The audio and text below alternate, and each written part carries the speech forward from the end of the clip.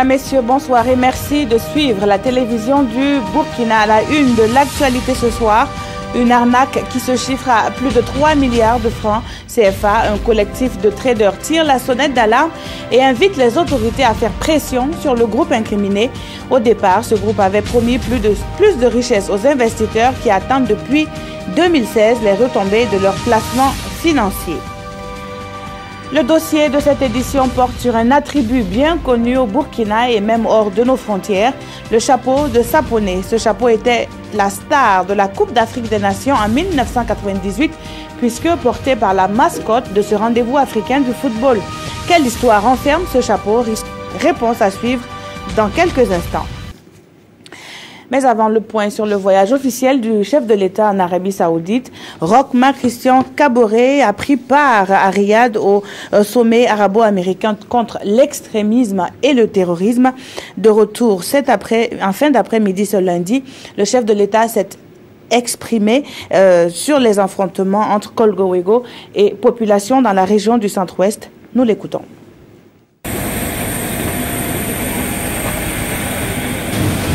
Présenter mes condoléances aux populations de Thialogo et mes prompts rétablissement également aux différents blessés suite aux événements qui se sont passés dans cette zone.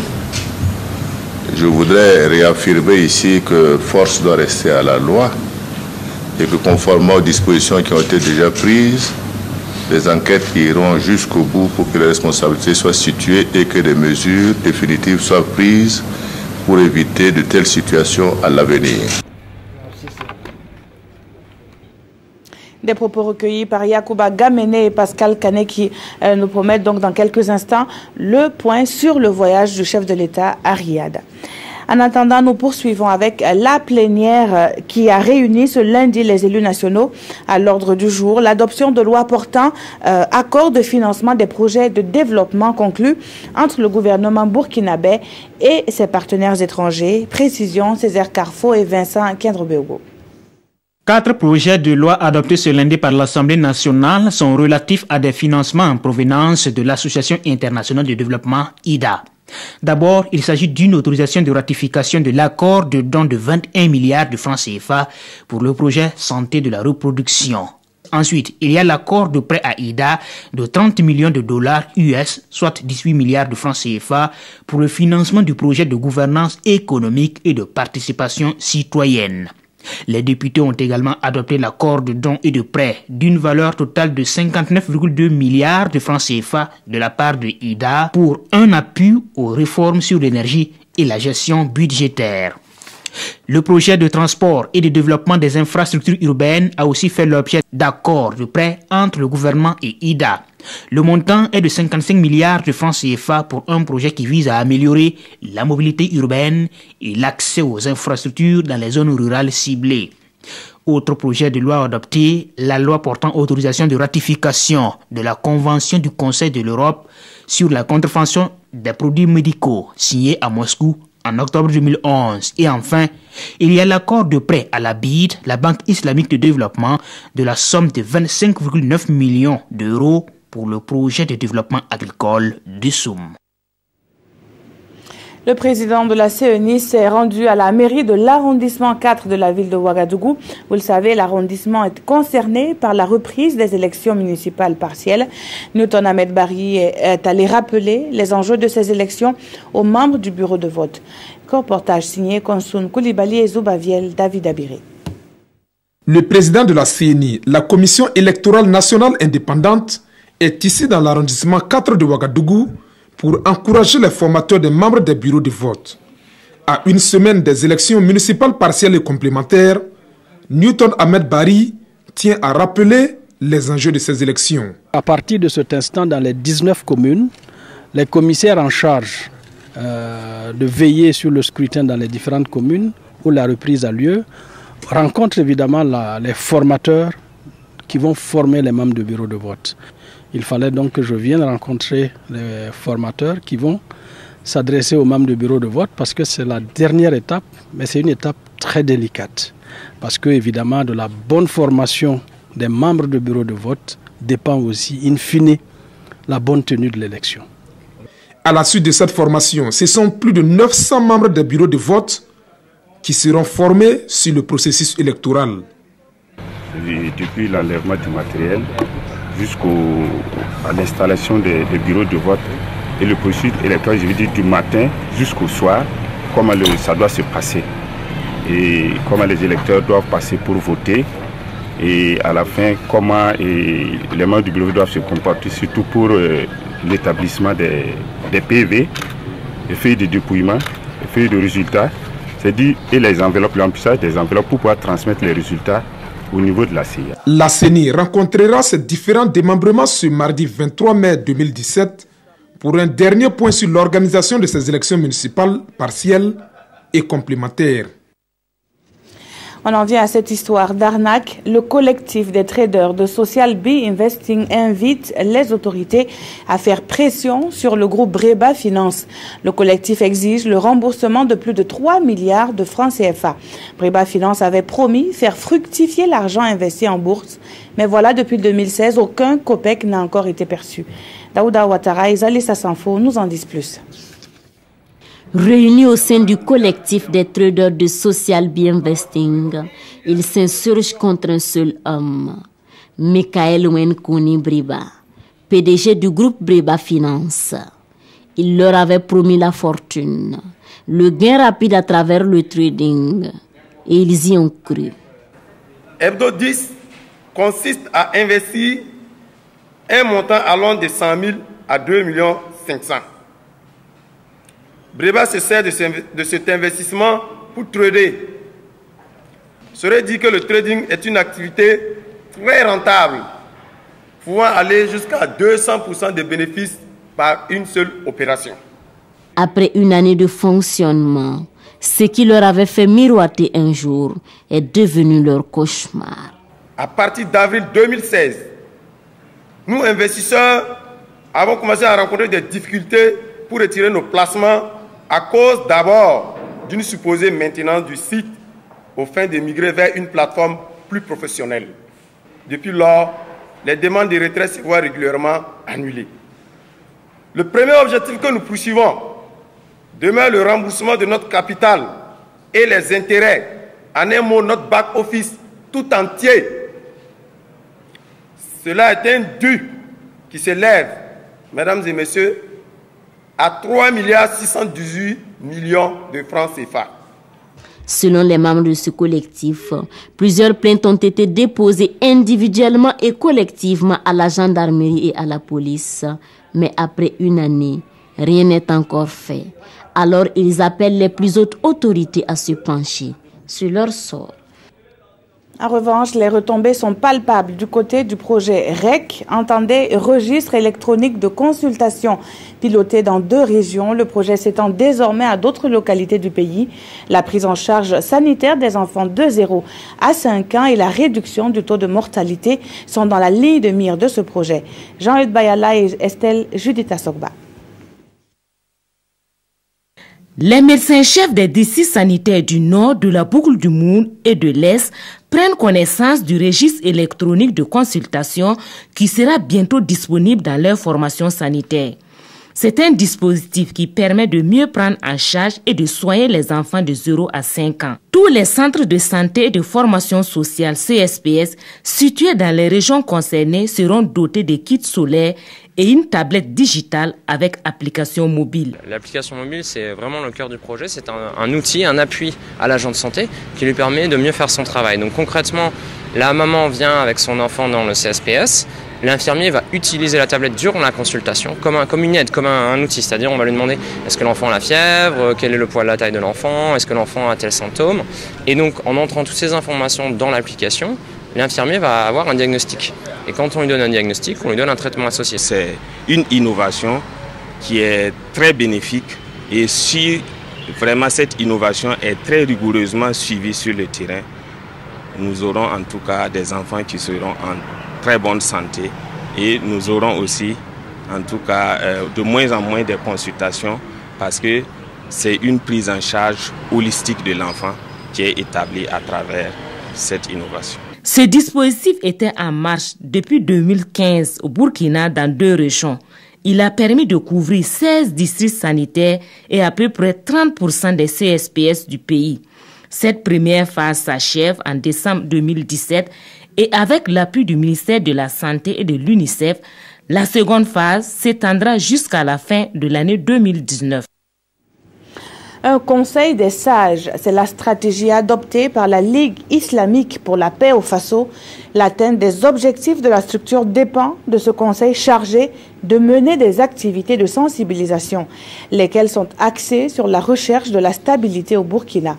L'installation de ce tout nouveau conseil de sages avec Urbain Benito Somé et Frédéric Etienne Bassenga.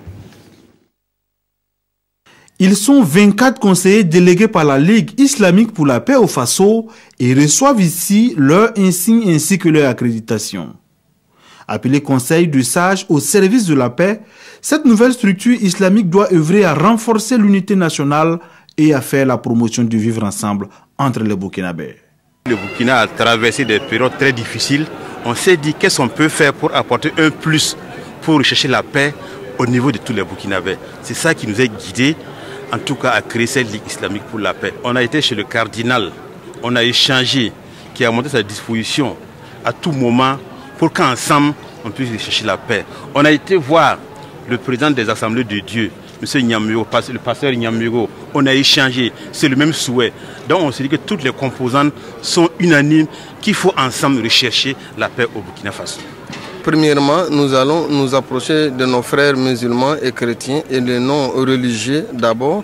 Et aussi, si nous avons entendu qu'il y a des conflits entre des gens, des villageois, ou des familles, ou des gens à cause de la religion, ou dans des églises ou dans des mosquées, nous allons nous approcher. Et je pense aussi qu'Inch'Allah, nous allons faire des tournées pour sensibiliser les gens. Parce qu'on dit que mieux vaut prévenir que guérir. Les jours à venir, le Conseil présentera son plan d'action stratégique et ses orientations. Créée en décembre 2016, la Ligue islamique pour la paix au Faso envisage tout faire pour instaurer à tous les acteurs sociaux des comportements de nature à préserver la paix au Burkina Faso. Ouvrons à présent une page consacrée à la culture dans ce journal et tout de suite nous partons pour Saponé, localité située dans le Bas-Zéga. La commune a accueilli ses fils et filles dispersés sur l'étendue du territoire national. Des retrouvailles voulues par des chefs de canton, l'un à Zorgo et l'autre à Saponé, mais tous deux descendants d'un même ancêtre, Naba Kouda, premier chef de Saponé. Une rencontre peu commune commentée par Isaka Oudraogo et Oumar Zambré.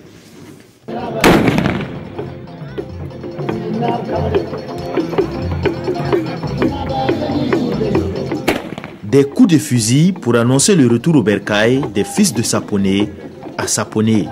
Un retour aux sources conduit par le premier responsable coutumier du canton de Zorgo, le Zorgo Naba Sanam, lui-même arrière-petit-fils de Sapon Naba Kouda et frère de l'actuel chef de canton de Saponé, Naba Sigri.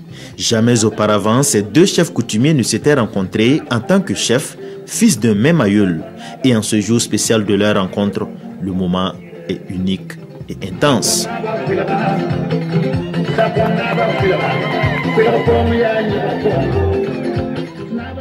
Après les retrouvailles, les deux chefs vont partager le même trône pendant le temps de la durée de cette visite. Un trône pour deux chefs, arborant des tenues identiques, le symbole est fort. Il est la manifestation d'une fraternité, d'un lien de sang. Le cérémonial d'accueil fini, place aux festivités.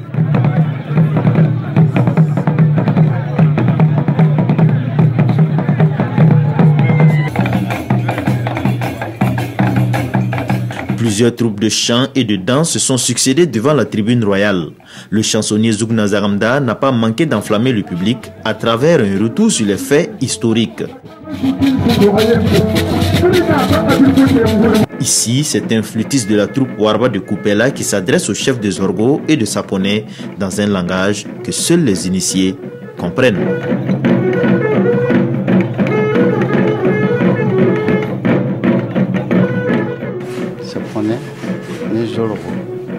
Saponé et Zorgo, c'est la même famille. Nous sommes des descendants de Naba Kouda. Aujourd'hui, beaucoup d'enfants ne connaissent pas ces liens de parenté. C'est la raison pour laquelle nous sommes venus ici pour nous abreuver à la source de notre histoire et profiter, saluer Naba Sigri. Pour le chef de canton de Saponay, il faut pérenniser ces retrouvailles afin de renforcer davantage les liens entre les fils de Naba Kouda. Nous allons regrouper tous les descendants de Naba Kouda en un seul lieu, en un seul moment, pour se remémorer, pour revivre notre culture que le Naba Kouda nous a laissée. Plus de 200 personnes sont venues de Zorgo pour prendre part à ce rendez-vous avec l'histoire. Voilà, et que savons-nous donc de l'histoire du chapeau de Saponay? Il aurait été fabriqué pour protéger du soleil. Le premier chef de la localité qui avait la tête rasée après son intronisation. Ce chapeau a donc fait le tour du monde et en 1998, souvenez-vous, il était fièrement arboré par la mascotte de la CAN. Suivez plutôt ce dossier signé Isaka Ouedraogo et Oumar Zombré. Pour ceux qui ne connaissent pas le chapeau de Saponay, le voici. Ce chapeau représente une véritable carte postale de la commune de Saponay. Sa renommée n'est plus seulement locale, mais elle a acquis au fil des ans une renommée nationale au point de devenir la carte d'identité de l'ethnie Mouaga. Le chapeau de Saponay est à 100% fait à la main. Sa confection peut varier selon la dextérité des artisans. Il y a des gens qui peuvent tisser un chapeau en un jour, d'autres en 2, 3 ou même 4 jours. Tout dépend de la rapidité. Plusieurs femmes et hommes vivent du tissage de cette valeur culturelle de la commune de Saponay. La vente de ces biens confectionnés sert à maintenir la cuisine familiale toujours au chaud pendant la période de soudure et bien plus, car ici, les tisserands sont pour la plupart agriculteurs. C'est ce que nous utilisons pour scolariser nos enfants et gérer l'après-saison des pluies. Nos parents se servaient des bénéfices pour payer les impôts de capitation en son temps. Ce chapeau a fait le tour du monde avec la mascotte Fofo de la CAN 98. Pour connaître son origine, il faut remonter le temps jusqu'au chef de Saponay, Naba Kouda. Un jour, il s'est rasé la tête. Il s'est dit, attention, le chef ne doit pas sortir au soleil. J'ai besoin de quelque chose pour me couvrir la tête. Subitement, un homme intelligent, voulant protéger son roi, a trouvé quelque chose pour que le roi se protège. Aujourd'hui, ce couvre-chef s'est démocratisé. Il est porté par tous pour se protéger du soleil et de certaines intempéries. Mais bien plus qu'un outil de protection, il est une œuvre d'art que Naba Sigri veut promouvoir. Moi, je vais créer des entreprises féminines, d'où les femmes vont faire le chapeau à l'intérieur de la case. Et les cordonniers vont se mettre à confectionner le chapeau. Et je donne une proposition sans chapeau que nous allons offrir à la présidente du Faso, à offrir aux amis du Burkina, que ce soit à l'intérieur, que ce soit à l'extérieur.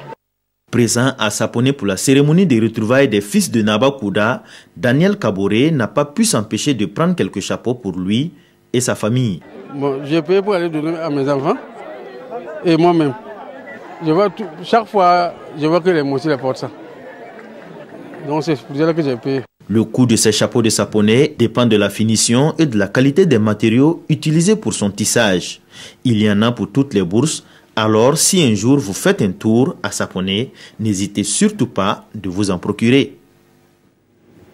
Elle s'appelle Marie Gailléry, elle est cantatrice depuis sa tendre enfance et fait la fierté de tout un pays. Dans la province de la Nyanya, elle est incontournable quand il s'agit d'animation culturelle. Plusieurs fois lauréate de la Semaine nationale de la culture, l'histoire de Marie Gailléry a intéressé Ibrahima Sombier et Harouna Maré qui signent ce portrait.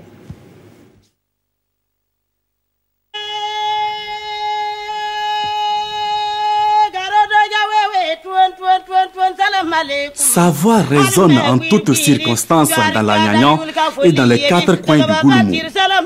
Marie Gailléry est l'une des rares femmes à la tête d'une troupe traditionnelle composée uniquement d'hommes.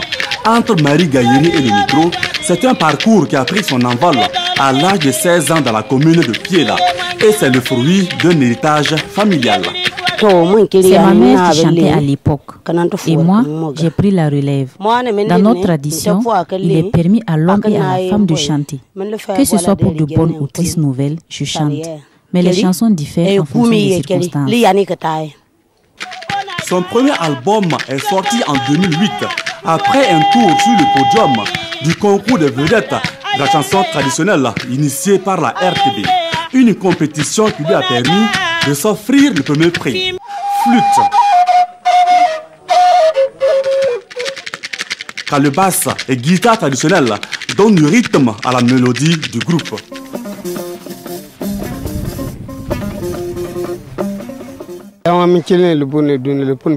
J'ai commencé à jouer dans la troupe Marie Gayeri il y a une quinzaine d'années. Nous nous entendons parfaitement. J'ai d'abord appris à jouer à la guitare traditionnelle avec mon grand-père. C'est lorsque j'ai maîtrisé l'instrument que j'ai intégré la troupe. Je jouais d'abord la flûte à 3 trous.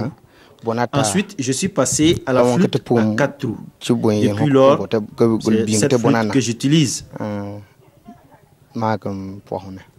Marie Gayeri collectionne les prix et autres récompenses à profusion. Cette native de Tiongopuri, localité située à un jet de pierre de Piela, a été plusieurs fois lauréate à la Semaine nationale de la culture. Des efforts couronnés par cette médaille de chevalier d'ordre mérite burkinabé.